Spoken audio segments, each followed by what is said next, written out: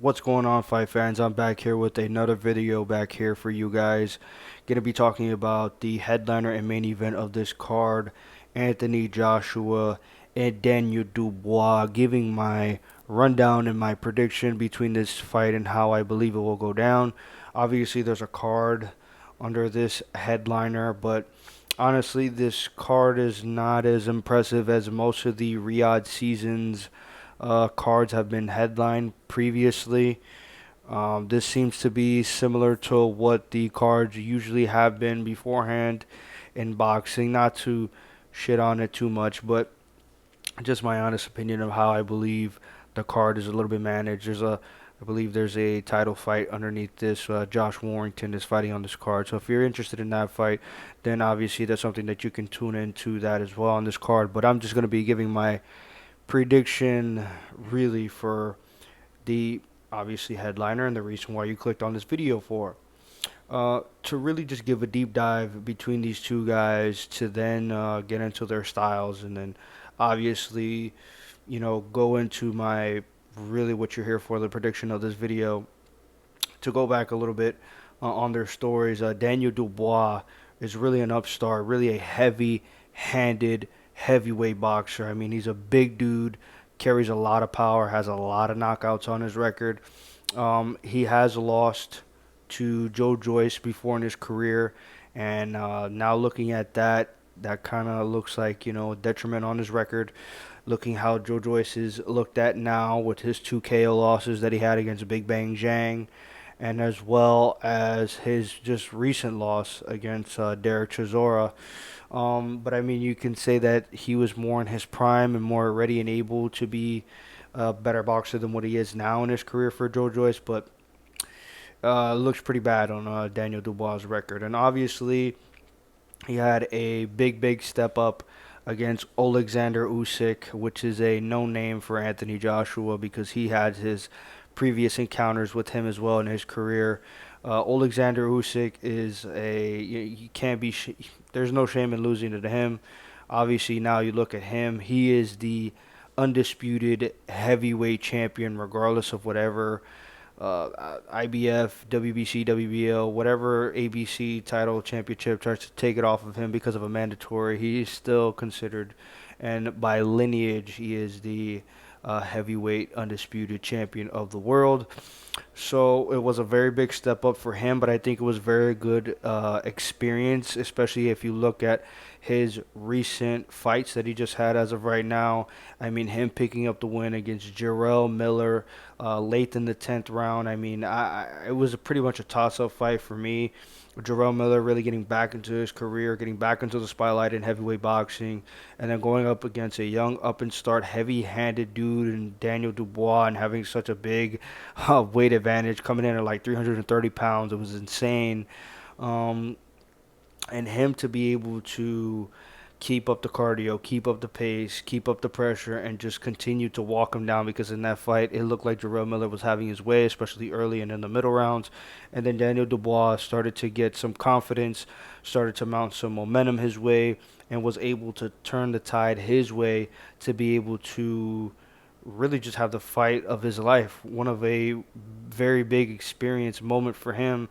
I think especially coming off against the loss against Alexander Usyk, it really gave him confidence in the ring, knowing that he was able to, hurt. I mean, the shot to the body to Usyk, uh, controversial as it may be, it looked like a clean body shot on the belt line, but people say it's a nut shot. I don't believe so. So gaining that confidence, getting that knowledge, gaining that experience, having Usyk in the ring tell you that you're a great fighter, that you're still young, you still have a lot to go through. It was really good, and I think it built that confidence inside of him, and he finally managed to muster that up against Jarrell Miller. Having that late 10th round KO for him really just certified that in his mind. And then his latest fight that he just had with Filip Hrgovic, a pretty much, I wouldn't say prospect, but a contender on the outskirts for the heavyweight division, getting a nice, I mean, it was a war between these two guys. These two guys were landing hellacious shots between each other. and Hergovich was just able to, I don't know. I mean, he wasn't moving his head. Dubois wasn't moving his head as well as all. So they were both landing nasty shots upon each other. But Dubois was able to circumvent that and was able to go through that experience and survive through that and starting to come through his offense and get a huge, tremendous TKO in the eighth round, I believe, against Filip Hergovich. And you look at Anthony Joshua, a tremendous resume, tremendous career so far in his mid to late 30s. This is probably his swan song ending of his career. Like I said earlier, he's had his previous encounters with Alexander Usyk, fighting him twice. Once, I believe, in Riyadh and once in England, and having both losses on his record when they were really trying to prop him up to potentially go against Tyson Fury, who he just defeated, I think, Wilder twice, or the first knockout that he got him on. So that was supposed to be a big step up for him and a big money fight for England in itself. And just suffering those two losses, I mean, but he still was so competitive in those fights, especially the second fight. He was a lot more competitive, and him just going through those tumultuous times, and him, getting rid of his corner that he had for so many years, and then going to Robert Garcia, his second fight against Usyk, didn't really like it. Knew as soon as he was in camp with them that he was going to move on. Then moving to Derek James, who's had his stable of fighters that he's had for so many years, including names like Errol Spence, the Charlo twins, now Ryan Garcia. There's so many names that's been going with Derek James, and while he went with Derek James after the second fight with Alexander Usyk, he went to, I believe he fought Jermaine Franklin, took him to decision. A lot of people were looking at AJ a lot differently, thought that he couldn't be able to mount the type of fights and power, and being very tentative and not, just boxing, not just really looking to be able to get the type of knockouts that he usually was getting, in his career. Um, then, was looking kind of the same way against Robert Helenius, who is a replacement fighter. I forgot who was the fighter who was initially supposed to fight. I think it was Dillian White for a rematch for a second fight, but he failed a PAD test. And then he got the tremendous right hand KO against Helenius. Looked really, really good in that moment, but during the fight, people were getting very restless, just waiting for him to be able to get that knockout. And then he switches trainers again, runs it with Ben Davison, who previously, his first time ever really training a fighter was with Tyson Fury, when Tyson Fury was coming back after his hiatus that he had in his career. And really just a 180 change for Anthony Joshua. I mean, he looked like a complete new fighter out there with Alo Wallin, who had a fight with Tyson Fury and had a lot of success in his fight despite losing his fight as well with Fury, and just stopping him in the fifth round. I mean, he was just crisp. He was precise. His punches and power was very accurate. He was able to punch in combinations and stop being so tentative on the back foot. He really looked like a completely new fighter.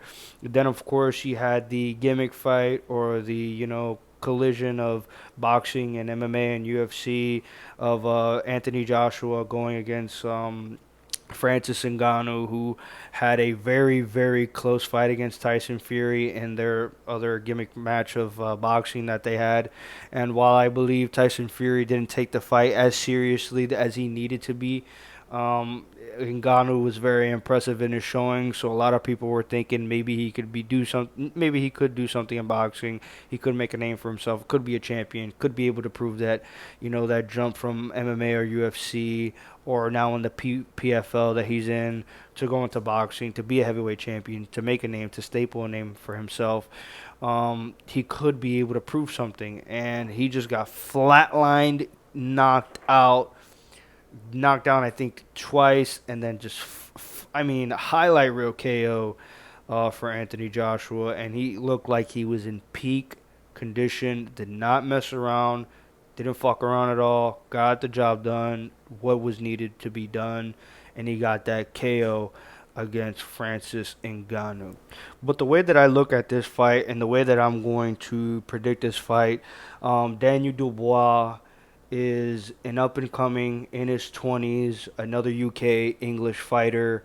known for having, again, just tremendous power in his hands, and is building that confidence, is building momentum, is on his way up to really stamp his name in the heavyweight division and really have his name out there as one of the best heavyweight fighters of all time, and especially of this time in this generation. He could be able to proclaim that. I mean, the top three, you could be able to switch around as much as you want. I mean, Usyk obviously number one. I personally have Fury as number two, as of right now, since of that loss for to Alexander Usyk, and right now number three, Anthony Joshua. So this right here, if he gets this win against Anthony Joshua, he's going to be able to bump himself up tremendously. Already has a name and calling already in the UK and English, and if he's able to pull this off, I mean, he's a younger man. Again, he has a lot of momentum swinging his way. This is a little bit of a new guard coming in against the old guard, as Anthony Joshua again has been in through wars, through many many times, through many great fighters. Having his ins with Vladimir Klitschko, going against Joseph Parker, even though it was a F fight, the knockout of Dillian White, uh, knocking out Kurapulev, going against Usyk twice. And, with Anthony Joshua, you look at him and you look at his career, his experience, and the high level quality of fighters that he has fought in his career. I mean, he has one of the all time best records, in my opinion, especially as of right now. The only comparable fighter that I have with Anthony Joshua, resume wise, I could say is Canelo Alvarez as of right now. You could be able to say Tank Davis, but I think Tank Davis still has ways to go to really start putting even more names on his record. But Anthony Joshua is definitely up there. Again, like I said, it seems like an old guard versus a new guard fighter.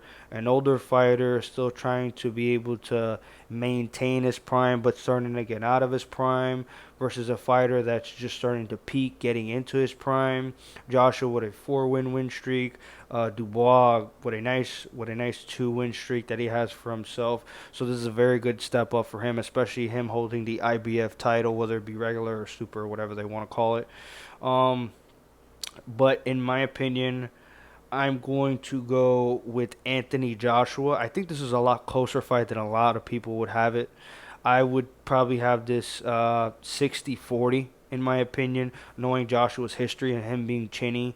I mean, it's heavyweight though. At the end of the day, these guys have power in their hands, regardless of whoever they are, what their name, and where they come from. These guys are 260, 250. Even Usyk being like 220 something, 230, has tremendous power in his hands um, for his size and his weight. These guys hit hard.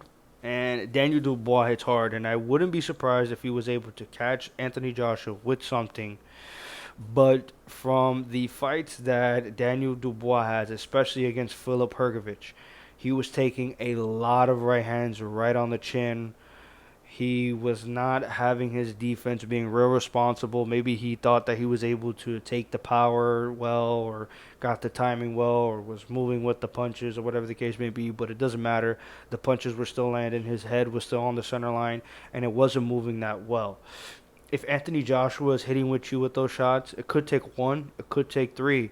He's eventually going to hurt you, and hurt you badly, and Anthony Joshua is known for being one of the best finishers in boxing as of right now. So I think this fight is a lot closer than a lot of people have it.